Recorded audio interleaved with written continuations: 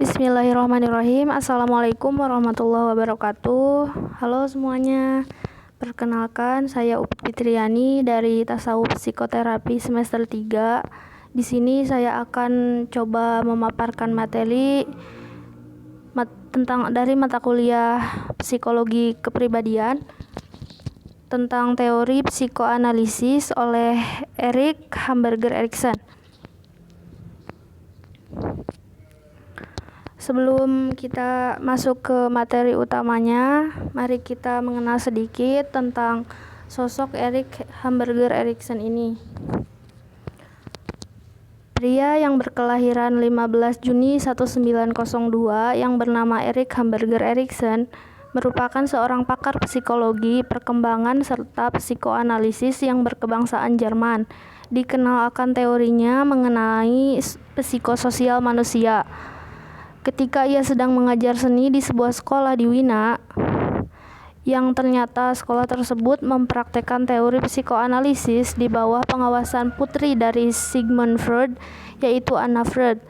Anna melihat kepedulian Erikson terhadap anak-anak, kemudian menyarankan supaya Erikson mempelajari mengenai psikoanalisis di Institut Psikoanalisis di Wina. Di sana memakai pengajaran para ahli. Erikson mempelajari spesialisasi mengenai analisa psikologi pada anak-anak dan juga mempelajari metode Montessori dalam sebuah pendidikan yang memfokuskan pada perkembangan anak serta tingkah seksualnya. Teori dari Erikson tentang perkembangan manusia dikenal dengan istilah perkembangan psikososial. Teori psikososial Erikson ini merupakan salah satu teori terbaik mengenai kepribadian yang ada di dalam psikologi. Seperti Sigmund Freud, Erikson juga mempercayai bahwa kepribadian seseorang akan berkembang melalui beberapa tingkatan tertentu.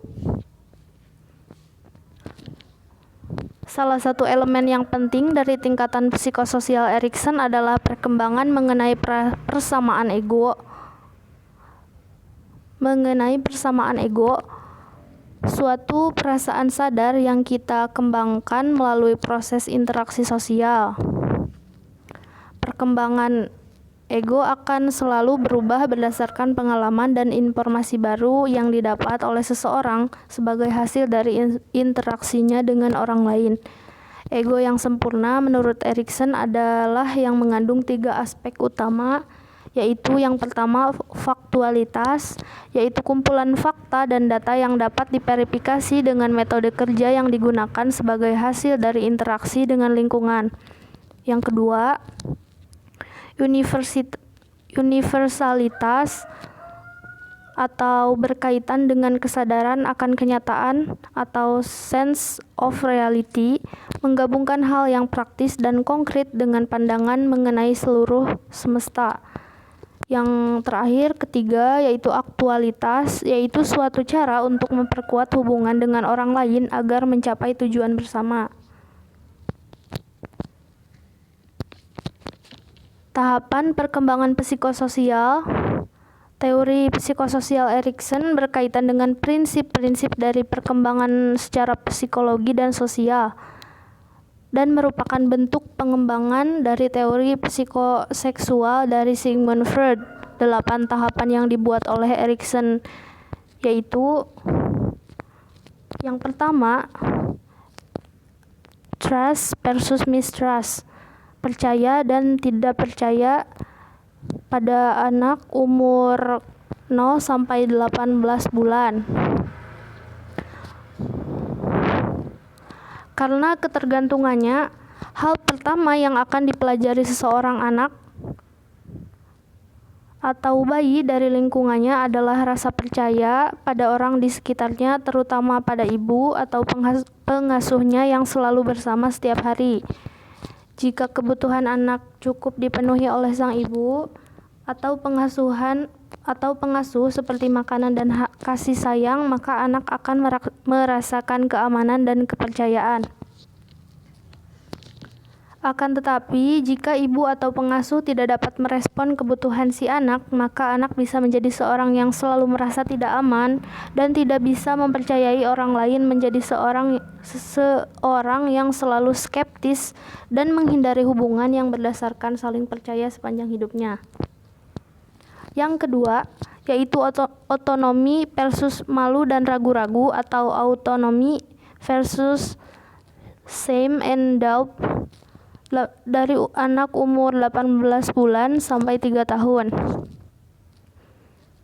Kemampuan anak untuk melakukan beberapa hal pada tahap ini sudah mulai berkembang, seperti makan sendiri, berjalan, dan berbicara. Kepercayaan yang diberikan orang tua untuk memberikannya kesempatan bereksplorasi sendiri dengan di bawah bimbingan akan dapat membentuk anak menjadi pribadi yang mandiri serta percaya diri.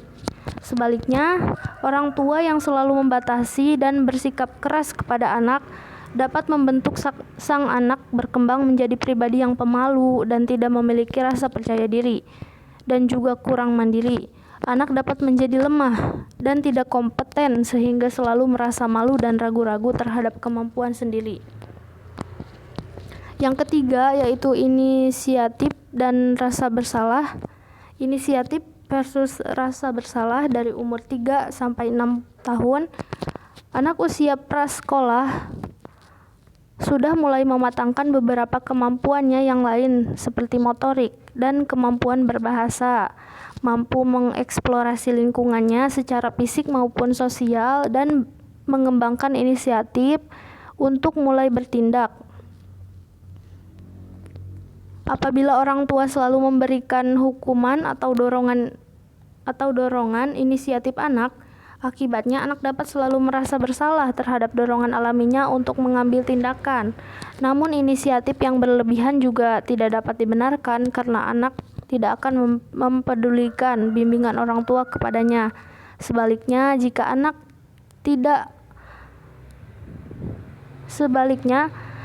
anak memiliki inisiatif yang terlalu sedikit, maka ia dapat mengembangkan rasa ketidakpedulian pada dirinya. Yang keempat, yaitu industry versus inferiority, atau tekun versus rasa rendah diri dari umur 6 tahun sampai 12 tahun.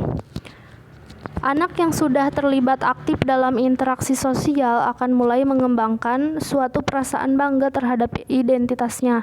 Kemampuan akademik anak yang sudah memasuki usia sekolah akan mulai berkembang, dan juga kemampuan sosialnya untuk berinteraksi di luar keluarga.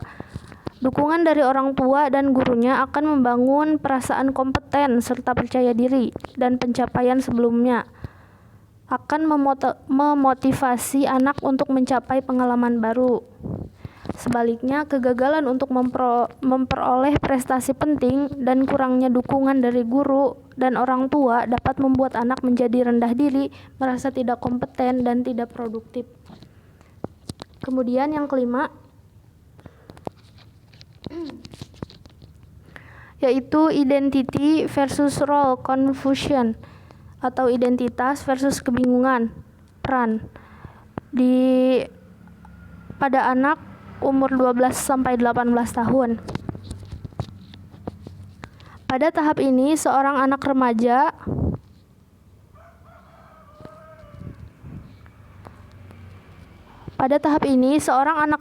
akan mencoba banyak hal untuk mengetahui jati diri mereka yang sebenarnya. Dan biasanya anak akan mencari teman yang memiliki kesamaan dengan dirinya untuk melewati hal tersebut. Jika anak dapat menjalani berbagai peran baru dengan positif dan dukungan orang tua, maka identitas yang positif juga akan tercapai. Akan tetapi, jika anak kurang mendapat bimbingan dan mendapat banyak penolakan dari orang tua terkait berbagai perannya, maka ia bisa jadi akan mengalami kebingungan identitas serta ketidakyakinan terhadap hasrat serta kepercayaan dirinya. Lanjut, ini yang keenam, yaitu intimasi versus isolation, atau keintiman versus isolasi dari umur 18 tahun sampai 35 tahun. Tahap pertama dalam perkembangan kedewasaan ini biasanya terjadi pada masa dewasa muda, yaitu merupakan tahap ketika seseorang merasa siap membangun hubungan yang dekat dan intim dengan orang lain. Jika sukses membangun hubungan yang erat, seseorang akan mampu merasakan cinta serta kasih sayang. Pribadi yang memiliki identitas personal kuat sangat penting untuk dapat mengembangkan hubungan yang sehat. Sementara kegagalan menjalin hubungan bisa membuat seseorang merasakan jarak dan terasing dari orang lain.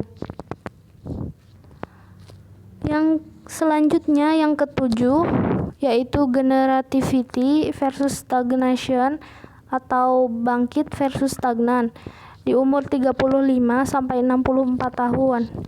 Ini adalah tahap kedua perkembangan kedewasaan. Normalnya seseorang sudah mapan dalam kehidupannya. Kemajuan karir atau rumah tangga yang telah dicapai memberikan seseorang perasaan untuk memiliki suatu tujuan.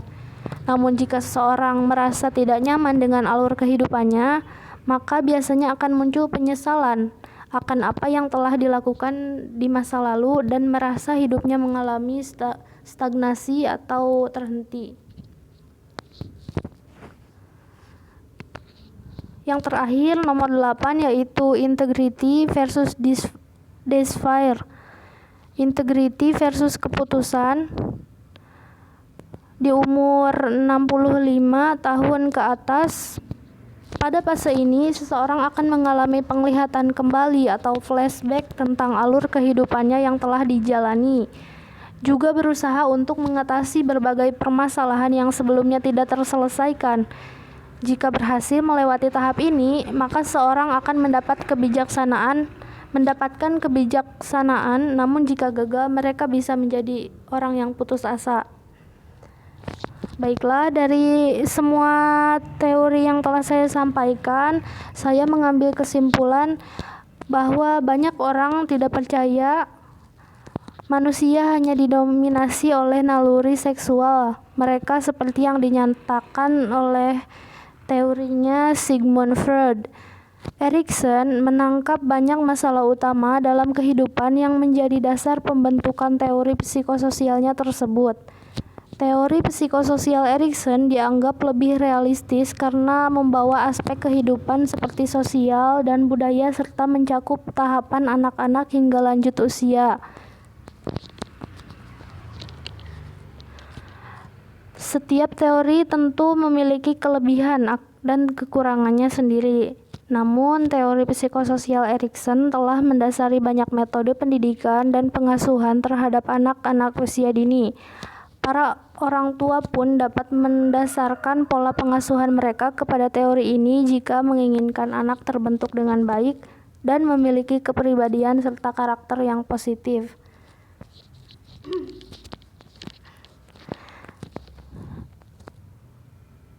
Ini sumber yang saya dapatkan untuk materi yang telah tadi saya sampaikan tersebut. Terima kasih, semoga ilmu yang telah saya sampaikan tadi semoga bermanfaat untuk semuanya. Kurang lebihnya mohon maaf. Wassalamualaikum warahmatullahi wabarakatuh.